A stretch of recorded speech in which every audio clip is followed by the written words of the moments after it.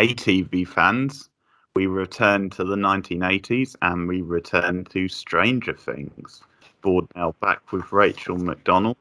On this video, we will be talking about episode 3 of season 1 of Stranger Things, chapter 3, and it is called Holly Jolly. So full spoilers from the start of this review. So obviously this episode opens and sort of continues on from the previous episodes, from the events of the party, where obviously Nancy had gone off with Steve and Barb had, been sort of cast aside, and she's then obviously attacked by something as she's like outside sitting by the pool, and she's essentially dragged into the upside down, and that's sort of where the episode opens. And what it does is it does this contrast thing where it's cutting back and forth between what's happening with Steve and Nancy and what's happening with Barb in the upside down. We also have some more stuff with Dustin, Mike, Lucas, and obviously 11, and obviously the debate on whether they can trust her, what exactly she can do to try and get them closer to Will, finding out the truth about Will. Is he still alive? There's obviously a potential big breakthrough at the end of the episode with that. We also have just little stuff with 11 kind of experiencing more of kind of life as she doesn't really know it, so to speak, normal everyday thing. Hopper slowly starts to find out a bit more, and Joyce is obviously, as well as we've started to see, she started to try and make contact with Will. She thinks that she has been contacted by him. It is true, still a solid episode. I do, however, feel that this episode is kind of a bridge episode. We don't really learn anything that we haven't already known until the end of the episode, when we get obviously a big reveal. But I feel like this episode is like, this is the bridge. So we need to go through these events to get to the next episode. So we get some good characterization. We get some character building. We get some, a little bit more with, like you were saying, with Nancy and Steve and Jonathan, and they obviously find out about the photos.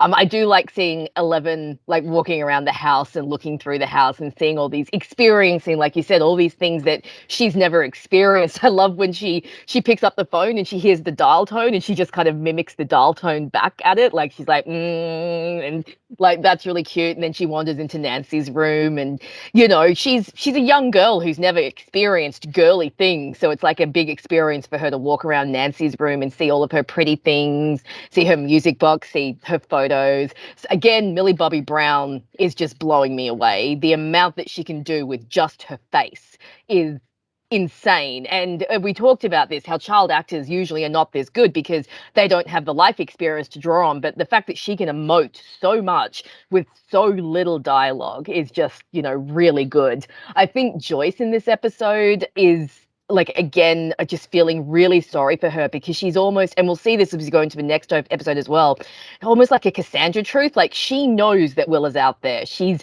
had these experiences and she's seen him, but no one's really, believing her or treating her seriously. I do like, we talked about in the last episode how she goes to the store and she like points out to like her boss that she's worked every holiday. Whereas this episode, she just goes and piles up all of the lights and he's looking at her and she's like, just ring me up, Donald. Like Donald, she's so done. Her delivery like, of that line is great. Yeah, it is, isn't it? She's brilliant. Like, she's got no fucks left to give. She's like, she's done. She wants to contact her son, and she's going to. And of course, in this episode, we get the iconic Christmas lights. That everyone. That has become so synonymous with Stranger Things. We get the beautiful Christmas lights. We get Joyce sitting in the cupboard talking to Will through the lights, which is, I think, one of the most beautiful scenes, because you can see how desperate Joyce is and the way she's like cradling the lights to her, almost like she's cradling Will to her, and she's trying to like find out what's going on. Yeah. And Karen Wheeler coming over and trying to be so supportive. God, I love Karen in season 1. She's such a great character. You know, she's supportive to her son. She tries to be supportive with Nancy. She tries to connect with her daughter.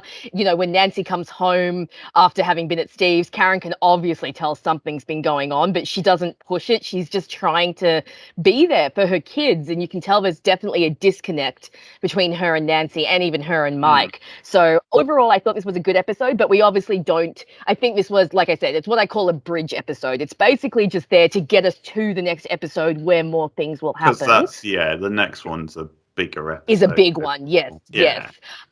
So overall, I did enjoy it, but I don't think there's anything like, you know, big that happens in this episode, but it's still a very, very solid episode. What about you? How did you feel watching this? Yeah, similar. I enjoyed it a lot. There was some meaty character stuff going on. One detail I liked about that L scene with her wandering about the house, obviously she gets to see He-Man, which I think anyone should at a certain age.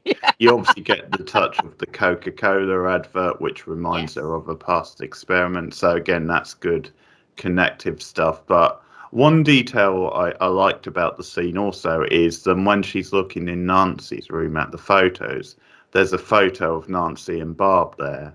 And I think that's a clever little way of putting that in your mind because of what's happened to Barb. It's a reminder then, hey, these two girls are best friends, and it's you know, it's a big deal then that Barb has gone missing. I really like the opening actually before the pre-credits, because I like the cutting back and forth between what's happening to Barb.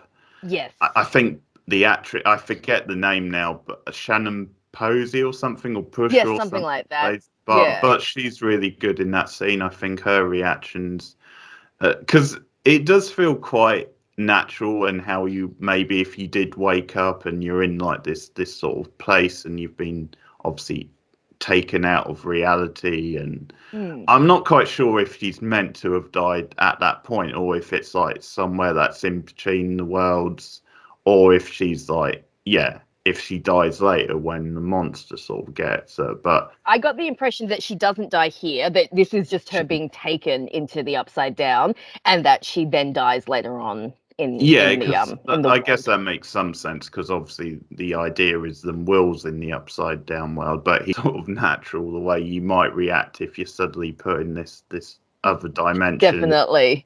Suddenly taken out away from the world, and just she starts screaming and shouting for Nancy. She doesn't know where she is, and as I said, I think the actress does a good job, but it's a really well directed scene because of the contrast between Nancy having sex with Steve and then her Barb in the Upside Down. I like the touch of Nancy hesitating at one point, like she stops having sex and she looks around, and I think it's meant to play with you whether she has an instinct and something's wrong somewhere, or if it's just then for whatever reason she maybe hears a noise or, you know, sort of pulls away. But I sort of like to read it as she's just got that instinct and there's a connection with her and Barb, so it's sort of but I think because she reacts right after Barb screams Nancy, and then she kind of looks up and she's like, did you hear something? So I'm wondering if maybe it's supposed to be indicating that the veil between the Upside Down and our world is thin. That's why people are slipping through it, and that maybe her connection to Barb, like you said, because they're best friends, is so strong that she can that's allowing her to hear her from the other side, or at least have some sort of instinct that something is going on. But it's a very, very good scene. I agree. I like that we get to glimpse the Upside Down, like for the first time properly. You know, we get to see that it is a bit of a mirror of our world, only it's a darker version of our world. You know, so that's kind of creepy sci-fi 80s stuff. So I thought that was very cool, and the look of the Upside Down is very, very cool. I really like very creepy. Good practical effects, because when it sort of goes after, when the monster goes after Barb, you know, there's sort of like quite authentic looking slime sort of thing. And Yeah. also the again, they use music really well in this show, but Yes. obviously the use of the song that's playing in the bedroom scene, like it's again this sort of romantic, sort of gentle type song, and then you've got contrast with what's happening to Barb. Of Nancy in this episode, and a bit more of a sense of her character and how she feels like quite a typical type teen and teen girl, maybe, because obviously she's quite sensitive about, no one really knowing about her and Steve, about them sleeping together, and it's very much a privacy sort of thing. And so I think, because obviously a lot of the high school drama in this, I think, does feel quite authentic, and starting to wonder where Barb is, starting to ask different people. A subversion again with Steve, because you think again, like, this is the popular jock, maybe he's just trying to get in her pants, and then obviously he falls asleep after they have sex, and so you think, oh, is he just using her? But then the next day at school he comes up to her, he tells her that he had a good time, he reassures her that he didn't tell anyone, and he's really gentle and sweet with her. And again, this is kind of subverting expectations. You'd expect him, because he's like, the popular jock, to just kind of sleep with her and then discard her. But I think this shows that he really does genuinely like her and does care about her. And again, we get to see that, like, his friends are dicks, like they're being dicks in the cafeteria, they're teasing Nancy, and he's like, telling them off a bit. But Steve himself is like such a great subversion. Again, I might be being a little too generous because I just love Steve Harrington so much, but one of the reasons I like him is because he's such a subversion. Like, the first time I watched this, every step along the way, he just kept subverting my expectations. I expected him to dump Nancy or just ignore her, but he's so lovely with her after everything, and just so sweet with her. So I just really like that they keep subverting my expectations for Steve and showing that he's actually a layered character and, considerate, and is actually really sweet with Nancy. When you first watched this, were you thinking that then, or is this hindsight because he goes on to have an arc and he goes on to have a decent guy? No. When I first watched this, Steve was probably the most surprising character to me, because I remember when he first popped up, like the first time you see him in the bathroom with Nancy, and he's like, oh, I'll come over to study. I was like, oh, great. He's going to come over and try and pressure her into having sex. And then he doesn't. And then, at the party again, I was like, oh, God, he's going to be a dick. And then he's not a dick. And then, Steve was, I think the reason I liked Steve so much, like I said, is because he just kept subverting my expectations. He again and again and again, I kept expecting the worst of him, and he just wasn't giving it to me. So I was like really pleasantly surprised, and that's I think why I loved Steve from season 1. It's funny because I probably didn't think that when I first watched season 1. Well, I don't think many people would, because like maybe you just wouldn't notice those subtle, like, where he's. Also, you might just be then he's maybe doing it for show a little bit, and to think this is a short-term guy, especially when they start, sort of shipping Jonathan with Nancy. So I think, I didn't really have those things back there, but probably at the end of the season a little bit, because he does a really nice thing at the end of the season. But it's interesting looking back. I didn't really have those thoughts. I did. I was very taken with Steve. And something that I noticed,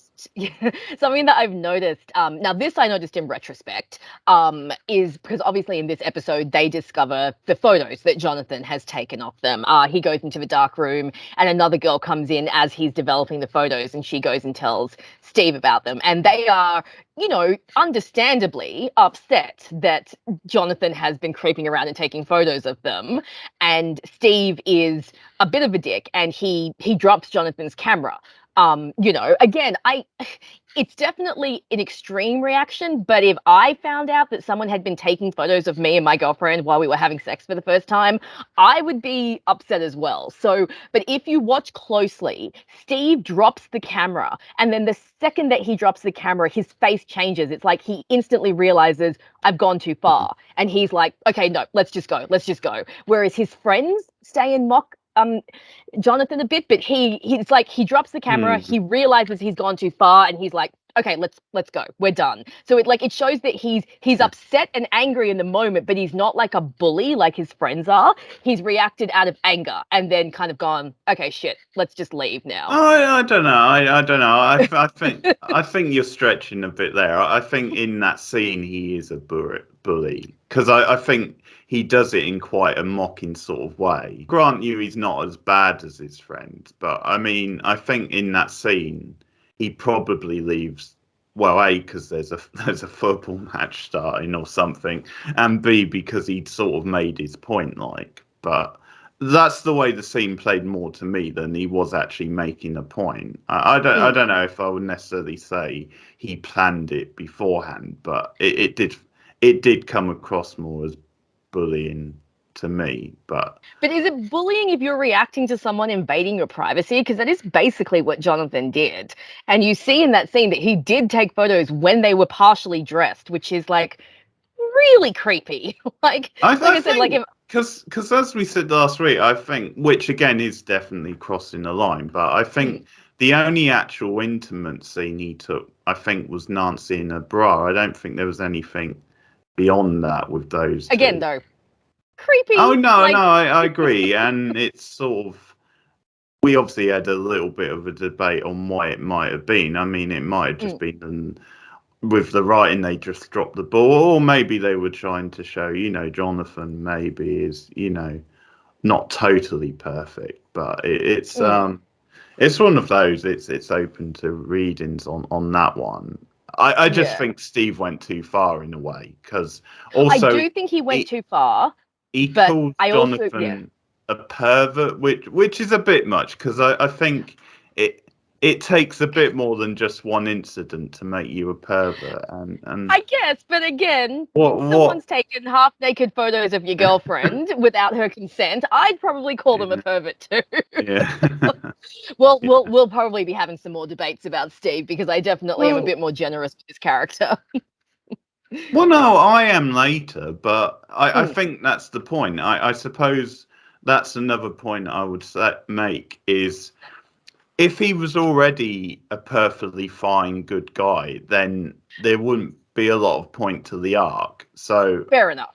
I think, and he definitely has some moments later in the season that I will not defend, and that he definitely has to make up for.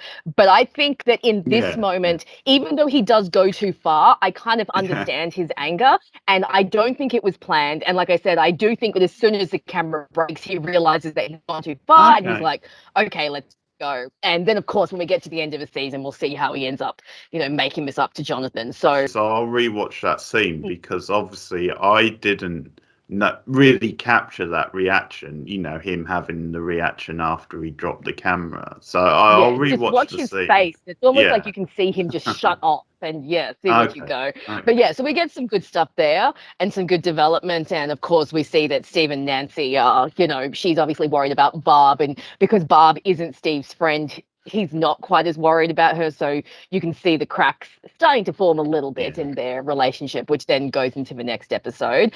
But I think Nancy gets some good development here. We get to see her, doing some investigation. She goes back to Steve's place. She sees, or at least she glimpses, the Demogorgon, and she's, very concerned about her friend. And I think we really get across how important Barb actually is to her.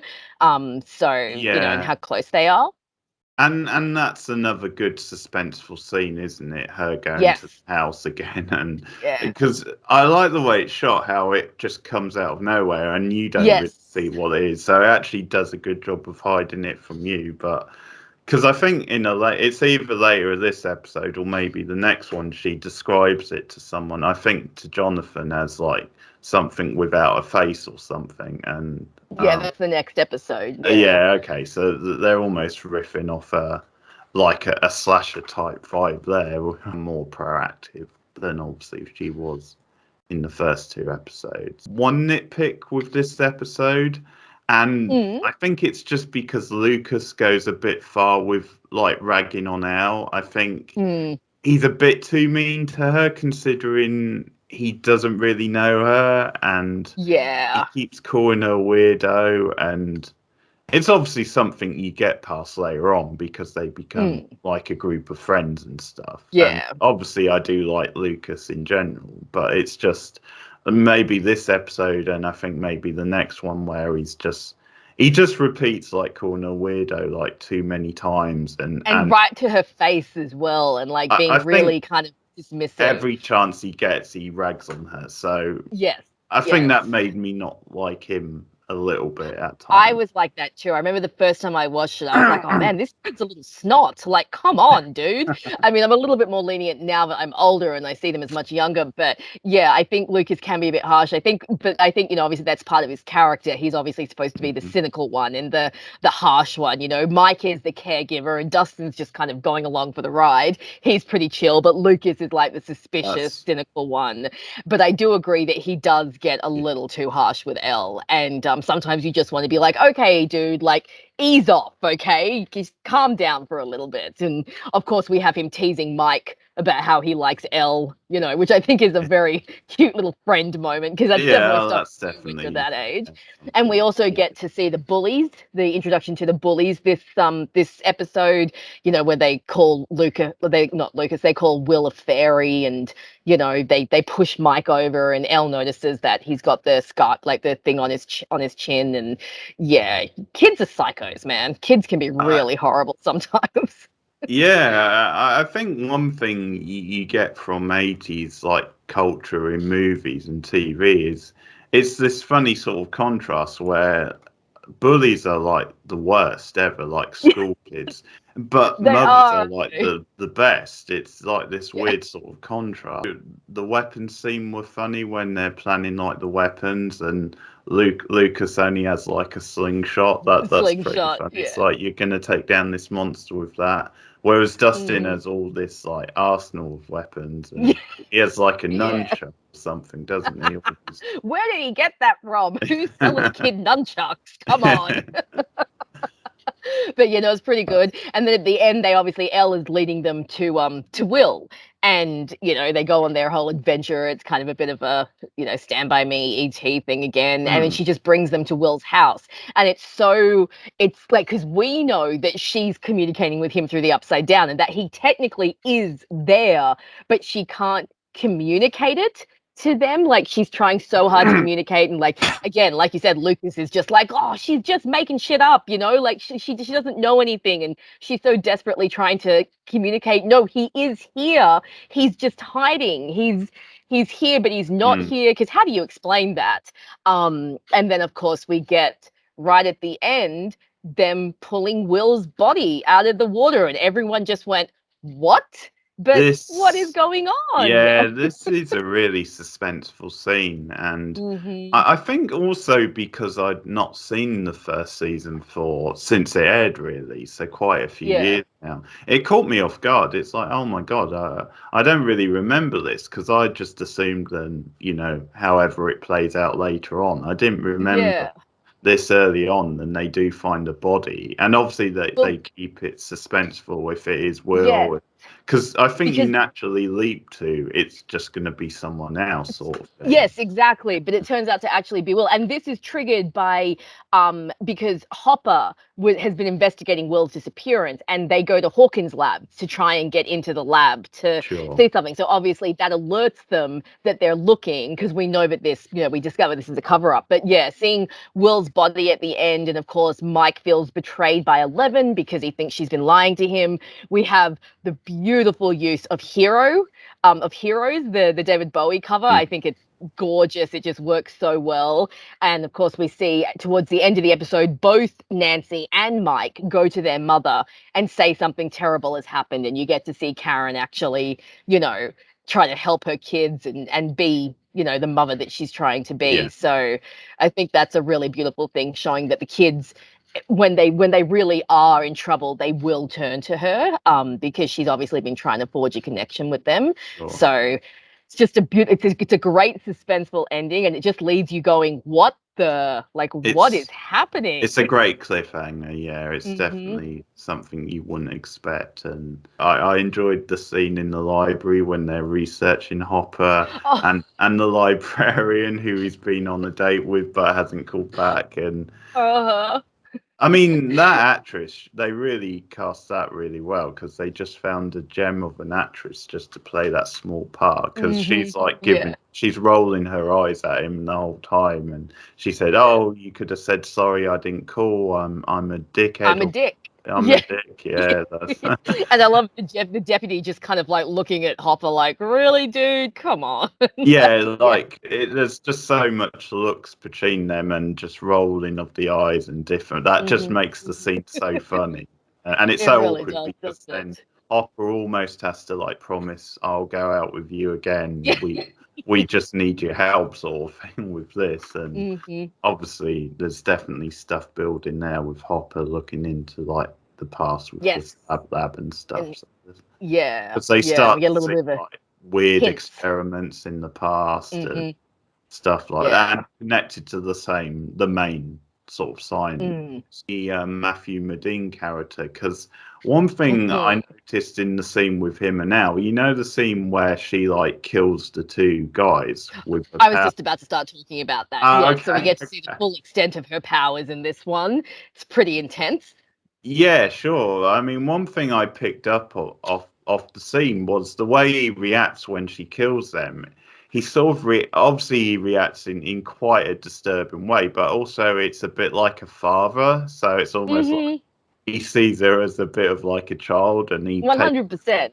arms, and that's definitely Yeah. what I got from that sort of thing. Very creepy scene. It's like, Yeah, they throw her in that horrible place and she's screaming and then yeah, she kills them and he comes in and it's like he's proud, he's a proud father and he's like, "You've done so well." And he, gives her the, yeah, it's like, "Oh, good for you. You killed all those people. I'm so yeah, happy and so proud of you."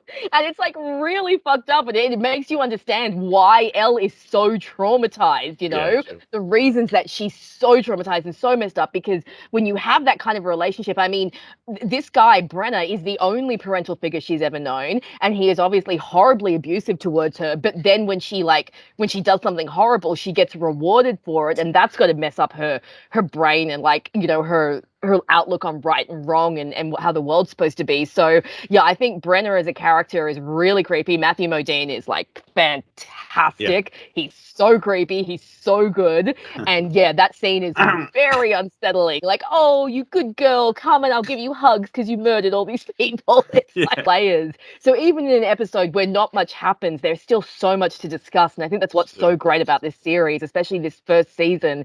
Everything is done so deliberately. Once again, we have great direction, we have really good acting, and even though it's a bridge episode, you still get so sucked into the emotions and the characters and their arcs and their reactions, and it just feels like such a good continuation of this story that we're getting so invested in. And then they leave us with that great hook at the end, so that it's like we were talking about when we discussed the first episode. These are like book chapters, so the end of every chapter you need that hook so that you want to go on and continue reading the Definitely. next chapter. So I think they do that very well. So all up, I think this is like, even though it's a bridge episode, it's still a really solid episode and really fun to watch. We didn't even talk about that really, but it's just That's right, because we were discussing that off screen about off the screen. title. That's weird. But yeah, Karen's youngest daughter is Holly, and they come over at one point. You mentioned it because obviously she was supporting. She brought around like, was it a A casserole or casserole, something like yeah, that? And yeah, obviously there is a thing where Joyce has been experimenting, and Holly yeah. wanders off and discovers some stuff. Let us know what you think of the episode in the comments below. Like and subscribe as always. You can share us out on social media. And before we go, if Rachel, you want to plug your channel. Guys, you can follow me, Rachel McDonald, video essays on movies and TV shows. My Twitter and my Tumblr accounts are also on my YouTube, so follow me there. And Keith will normally put a link in the description so that you can come and find my channel easily. So follow me everywhere. Okay, and we will be back with more Stranger Things soon. Thanks for listening. Goodbye.